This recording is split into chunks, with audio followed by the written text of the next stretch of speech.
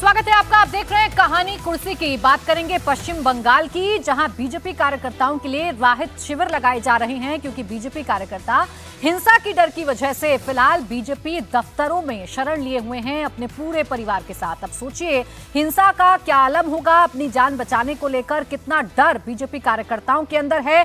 1 जून से लगातार बीजेपी के कार्यकर्ता, और 1-2 की संख्या में नहीं बल्कि 2500 बीजेपी के कार्यकर्ता हैं जो फिलहाल बीजेपी के दफ्तर में हैं, शरण लिए हुए हैं। डर इस बात को लेकर है कि जो हिंसा चुनावों के दौरान हुई, वो हिंसा उनके परिवार तक पहुंच रही है, उनकी जान तक को खतरा बना हुआ है। लेकिन इन सब के बीच टीएमसी लगातार इनकार कर रही है। अभिषेक बनर्जी लगातार कह रहे हैं कि ऐसा कुछ भी नहीं है, ये बीजेपी के द्वारा चलाया जा रहा नैरेटिव है। बीजेपी जानबूझकर टीएमसी को बदनाम करना चाहती है, ममता सरकार को बदनाम करना चाहती है। लेकिन फिलहाल ये मामला राज्यपाल तक जा पहुंचा है। राज्यपाल तक इस मामले की शिकायत कर दी गई है, और बीजेपी कार्यकर्ताओं की ये जो दशा है, इसके लिए कौन जिम्मेदार है, ये सवाल पूछा जा रहा है। ममता सरकार पर तीखे हमले बोले जा रहे हैं और सवाल उठाए जा रहे हैं कि जिस हिंसा के विरुद्ध ममता दीदी ने लड़ाई लड़ी, जिस लेफ्ट की हिंसा के विरुद्ध ममता बनर्जी एक सख्त भूमिका में आई, लेफ्ट को हटाकर सरकार बनाई, अब उन्हीं के राज में बंगाल में चुनावों के दौरान हिंसा क्यों होती है। हिंसा का आलम यह है कि चुनाव बीत चुके हैं, नतीजे आ चुके हैं, नई सरकार का केंद्र में गठन हो चुका है, लेकिन बावजूद टीएमसी कार्यकर्ताओं का डर इतना है कि 2500 कार्यकर्ता, और ये दक्षिण 24 परगना का मामला आपको बता रहे हैं, जहां बीजेपी दफ्तर में बीजेपी के कार्यकर्ता छिपने के लिए मजबूर हो गए हैं, वही जगह उनको मुफीद नजर आ रही है। वहीं पर वो अपने आप को सुरक्षित महसूस कर रहे हैं, क्योंकि डर उनके परिवार को है, डर जान पर खतरे को लेकर है। क्या कह रहे हैं बीजेपी कार्यकर्ता, उनकी आप बीती क्या है, सुनाते हैं आपको। जो वोट का काउंटिंग के बाद जो वो लोग जीत गया है तृणमूल पार्टी, उसके बाद शाम होने के बाद शुरू किया, एक एक करके पकड़ लिया, पकड़ करके मार दौड़ किया है, हाथ पैर तोड़ दिया है, माथा भी फोड़ दिया है। उसके बाद जमीन भी कब्जा कर लिया है। 21 साल में मैं अभी घर चढ़ा हुआ, 23 साल में भी हुआ और 24 साल में भी हुआ। कौन ये सब किया? टीएमसी का लीडर वहाँ पे जो है वही को रहे। कितने जन है घर पे? हमारा यहाँ पे तो 150 का ऊपर है। अच्छा, नहीं आपका घर में कितना जन है आप लोगों का? अभी घर में है सब, लेकिन हम बाहर में, हम जाएगा तो प्रॉब्लम होगा, इसलिए। घर हड़वा में है, बसीरट लोकसभा में है। हम लोग भोट का संतराज में हम लोग खर्च छोड़ दिया है। हम लोग यहाँ हम लोग 4 तारीख से यहाँ हम लोग रुक रहा है, मतलब यहाँ है। दादा आपका घर पे कितना जन? घर में हम लोग 6 जन है, मतलब मेरा भैया है, मम्मी है, ठम्मा, पापा है। वो लोग कमने वाला तो मैं था, मेरा पापा तो था, मतलब वो लोग टीएमसी वालों ने काम सब बंद कर दिया। हालत ऐसा है, मतलब घर वाले के भूखा है कि ये भी मेरे को पता नहीं है। আমার স্বামীর মা তৃণমূল লোক আমার স্বামী হামলা করে মেরেছে। 5 খানা সেলাই গেছে, 7 খানা যাওয়ার কথা, সে জায়গায় 5 খানা সেলাই গেছে। टीएमसी कार्यकर्ता पर हिंसा का आरोप लग रहा है। बीजेपी कार्यकर्ताओं के अंदर क्या डर है, ये आपने सुन लिया। जो टीएमसी के नेता हैं वो ये कह रहे हैं कि हमने तो सुरक्षा बलों को डिप्लॉय कर रखा है संवेदनशील इलाकों में, फिर हिंसा कैसे हो सकती है। ये सरासर झूठ बोला जा रहा है, ये टीएमसी के नेता फिराद हकीम की तरफ से भी कहा जा रहा है। अब राहुल जी, ये बंगाल में क्या हो रहा है, और ये कोई नई बात तो है नहीं, टीएमसी लाख इस बात से इनकार करे, लेकिन चुनावों के दौरान भी हमने घटनाएं देखी। हमने देखा कैसे ईवीएम पर हमला बोला गया, कैसे एक दूसरे के सर फोड़े गए, बम से हमला किया गया, और अब जब सब कुछ खत्म हो चुका है तो बदले की राजनीति देखने को मिल रही है। देखिए, बहुत चिंताजनक है और बहुत ही दुखद है कि पूरे देश में जो है चुनावी हिंसा हुआ करती थी एक समय में, उसे पूरी तरह से कंट्रोल कर लिया गया। लेकिन पश्चिम बंगाल अब भी ऐसी जगह है जहां चुनावी हिंसा और अदरवाइज जो पार्टियों के बीच की हिंसा है वो अभी भी कंट्रोल नहीं हो पाई है। इन चुनावों में एक तो टीएमसी जो है उसने ना केवल कांग्रेस और लेफ्ट का जो है कहीं ना कहीं वोट शेयर जो है वो लिया है, बल्कि बीजेपी के भी वोट शेयर में सेंध मारी है। तो ऐसे में वो उसके कार्यकर्ता अब जिस तरह का व्यवहार कर रहे हैं, एक समय था जब वामपंथी दलों के जो कार्यकर्ता होते थे इस तरह का व्यवहार करते थे, हिंसा होती थी, और आपने खुद भी बताया कि ममता बनर्जी ने किस तरह से उनके खिलाफ, उस हिंसा के खिलाफ पूरा कैंपेन करके और जो है पश्चिम बंगाल में सत्ता में आई। आज वही चीज़ जो है ममता बनर्जी की पार्टी जो है पश्चिम बंगाल में दोहरा रही है। और जहाँ तक कोलकाता की बात है इतना कुछ नहीं होता, लेकिन जो सुदूर इलाके हैं, जो गांव के इलाके हैं, वहाँ पर ये सब कुछ बहुत ज़्यादा होता है। और जिस तरह से टीएमसी के जो कार्यकर्ता हैं वो दूसरे जो दलों के समर्थक हैं उन पे हिंसा करते हैं, ये एक बहुत ही दुखद, और मुझे लगता है कि केंद्र को इसमें जरूर हस्तक्षेप करना चाहिए। वो भी तब जब ममता सरकार की तरफ से, ममता बनर्जी की तरफ से, हर्षवर्धन जी, पूरे चुनावों में ये कहा गया हो कि लोकतंत्र पर खतरा है, चुनाव निष्पक्ष तरीके से नहीं हो रहे हैं। लेकिन आपके अपने राज्य में क्या हो रहा है? कार्यकर्ताओं को छोड़िए, उनके परिवार पर हमला किया जा रहा है, रात में उनके घर पर धावा बोला जा रहा है, राज्यपाल उनसे मिलने के लिए गए हैं, मामला कोर्ट तक पहुंच गया है, लेकिन अभी भी डिनाइल मोड में है सरकार। देखिए, मुझे लगता है कि बंगाल अपने आप में एक ऐसा उदाहरण बन गया है कि देश के हर व्यक्ति को जरा पश्चिम बंगाल पर ठीक से ध्यान देना चाहिए। कोई चुनाव हो, आपको याद होगा जब पहले पंचायत का चुनाव हुआ था तो वहां क्या कुछ नहीं होता हुआ हमने देखा था। बैलेट पेपर फाड़ दिया, बैलेट बॉक्स तालाब में फेंक दिया, गोलियां चली, किसी की जान चली गई, लोगों को मारा गया, घर के आगे निशान लगा दिया गया, किसी के घर के आगे लाल कपड़े में चावल ले जाके रख दिया गया, किसी को कहा गया कि अगर निकले तो समझ लेना गला काट के टांग देंगे ही चौराहे पे। जो इनके क्लब्स थे, जो सिंडिकेट जहां से चलता है, वहां आके बुलाया गया कि चाहे इतने घर हैं, ये भारतीय जनता पार्टी को या कांग्रेस को या कम्युनिस्टों को वोट कर सकते हैं। वहां से जो चल रहा है वो अभी तक खत्म नहीं हुआ। हमें चुनाव आयोग का धन्यवाद इस बात के लिए अवश्य करना चाहिए कि अब तक के चुनावों में सबसे कम हिंसा वाला चुनाव पश्चिम बंगाल में इस बार उस तरह की हिंसा नहीं। लेकिन ये जो पोस्ट पोल वायलेंस है, जब 2021 के विधानसभा चुनाव हुए थे तो ऐसे ही भारतीय जनता पार्टी के कार्यकर्ता भाग के चले गए थे असम के धुबरी, और वहां राहत शिविर में तत्कालीन राज्यपाल जो अभी के उपराष्ट्रपति महोदय हैं जगदीप धनखड़, वो गए थे, वहां मिल के आए थे। और तब भी ये कहा गया था कि ये शर्म है, ये काला धब्बा है। बाकायदा मानवाधिकार आयोग को कहना पड़ा, उच्च न्यायालय को कहना पड़ा, सर्वोच्च न्यायालय को बड़ी तीखी टिप्पणी करनी पड़ी। उसके बावजूद एक बड़ा वर्ग मीडिया का, बुद्धिजीवियों का, पत्रकारों का है जो इसको कहता है कि नहीं नहीं, वो तो ममता जी लड़ रही हैं, तो वो तो सेकुलर हैं, तो सेकुलरिज्म के नाम पे सब कुछ जायज है। जिस तरह से मुस्लिम अपीजमेंट कर रहे हैं, जिस तरह से उन्होंने कहा कि एनआरसी ना होबे, सीए ना होबे, कानून ना लागू करने देंगे, वो जो उन्होंने कहा, और एक तरह से जब वो हाईकोर्ट के निर्णय पर कह देती हैं सार्वजनिक तौर पर कि नहीं मानेंगे, जो करना हो कर लो, फिर उसके बाद कहती हैं कि हम आगे जाएंगे, और उसको जस्टिफाई किया जाता है कि ये हमारा अधिकार है। भाई, सबका अधिकार होता है निचली अदालत के फैसले पे ऊपर जा सकते हैं, लेकिन हम हाईकोर्ट के निर्णय पर हमने किसी नेता, किसी सरकार को नहीं सुना कि हम इसको नहीं मानेंगे, हम ये लागू करके दिखाएंगे।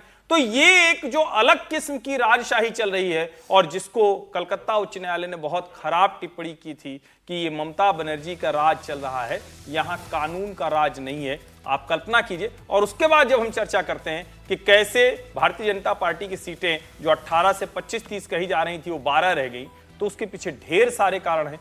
फिर भी बीजेपी लड़ रही है, बीजेपी के लोग लड़ रहे हैं। वरना आप कल्पना कीजिए कि जो अधीर रंजन चौधरी 5 बार के सांसद रहे, वो भाई आया और दादा को वोट नहीं पड़ा, यानी मुसलमानों ने यूसुफ पठान को वोट कर दिया बहरामपुर में, अधीर रंजन चौधरी को वोट नहीं किया। उस राज्य की स्थिति समझी जा सकती है। हर बार जब भी चुनाव होते हैं तब इस बात पर चर्चा की जाती है। हर बार बंगाल से ऐसी हिंसक तस्वीरें आती हैं, टीएमसी का वही रुख हमें देखने को मिलता है। संगीत जी, हर बार ममता बनर्जी की तरफ से मना कर दिया जाता है, उनके नेताओं की तरफ से मना कर दिया जाता है, लेकिन ये हिंसा कितना बड़ा चैलेंज है उस देश में जिसका हम लोकतंत्र की, हम पूरे दुनिया में जिसकी तारीफ होती है, सबसे मजबूत, सबसे स्वस्थ लोकतंत्र, एक राज्य में अगर ऐसा होगा, कैसे खत्म किया जाए सब? देखिए, बंगाल में यदि हम कहें तो लोकतंत्र से ज़्यादा आतंक तंत्र है वहाँ पे। आप यदि पंचायत चुनाव से लेकर के विधानसभा चुनाव तक आप राष्ट्र की यात्रा देख लें तो जैसा अभी कहा जा रहा था, पंचायत चुनाव में कम से कम 50,000 लोगों ने पलायन किया था।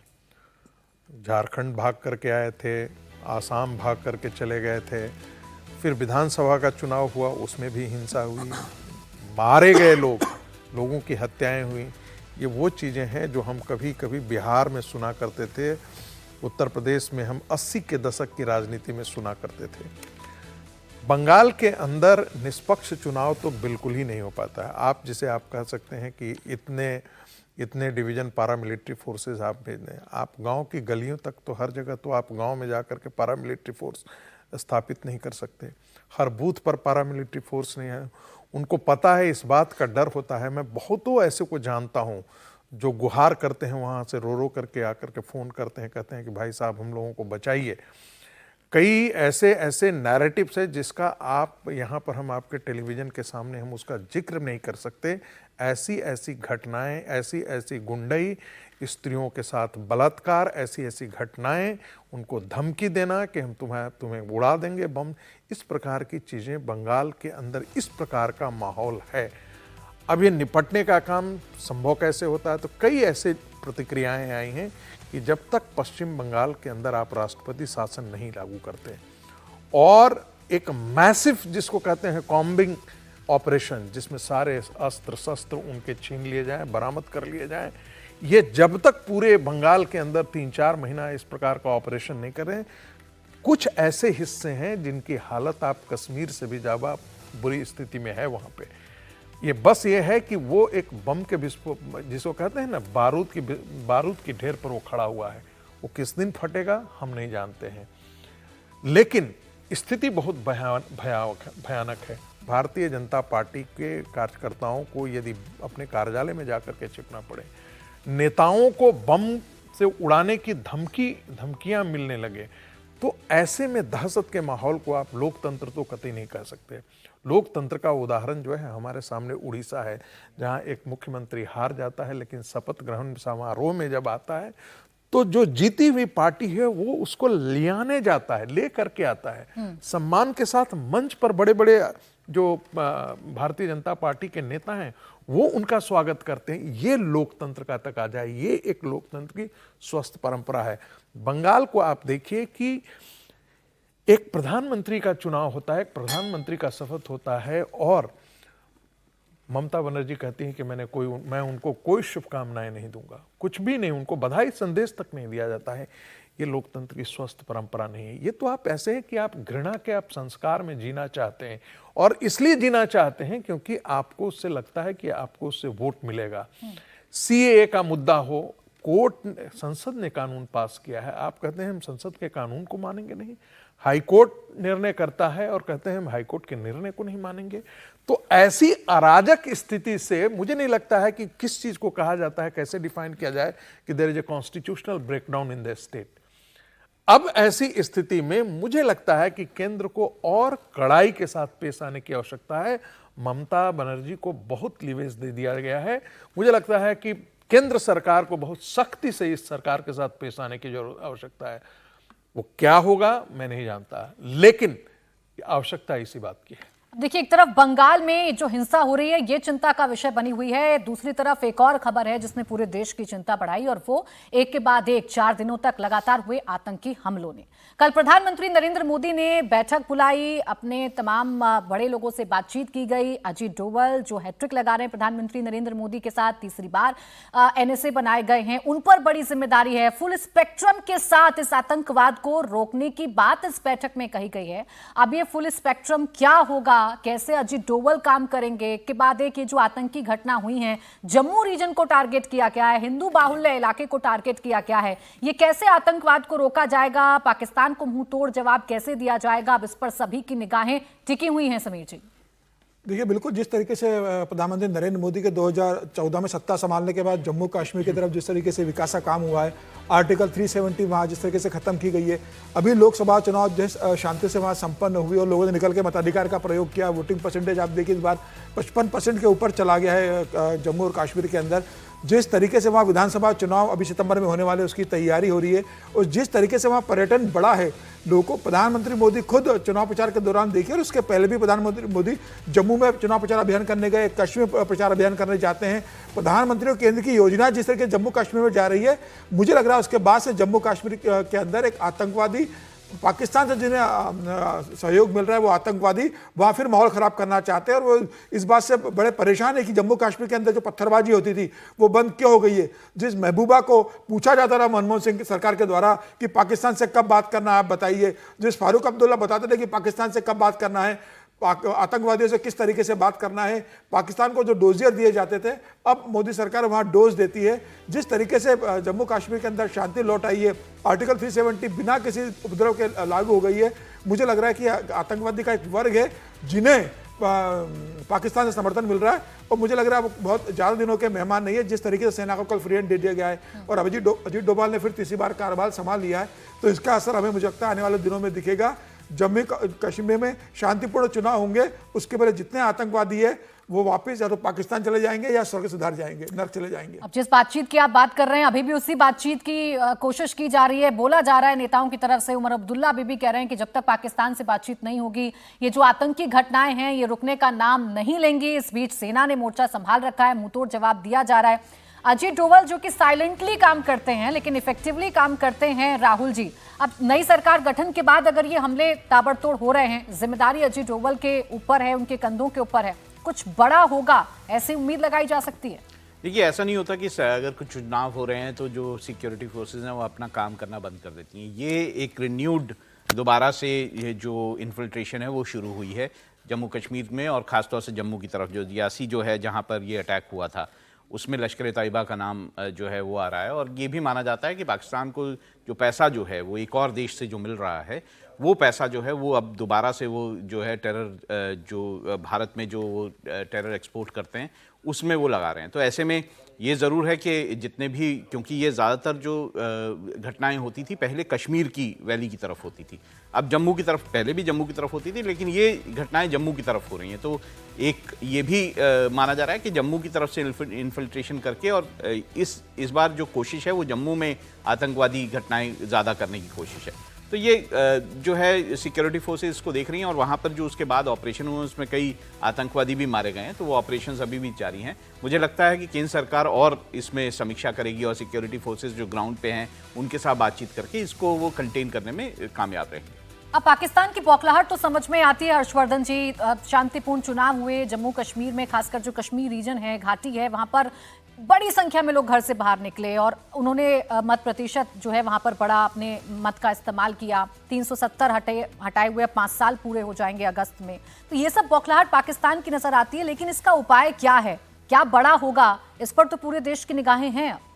देखिए, मुझे लगता है कि भारत की सरकार ने और भारत की जो एजेंसियां हैं उन्होंने इसकी रणनीति बहुत अच्छे से तय की हुई है, और यही वजह है कि जो आतंकवाद है वो 70-80% तक घट गया।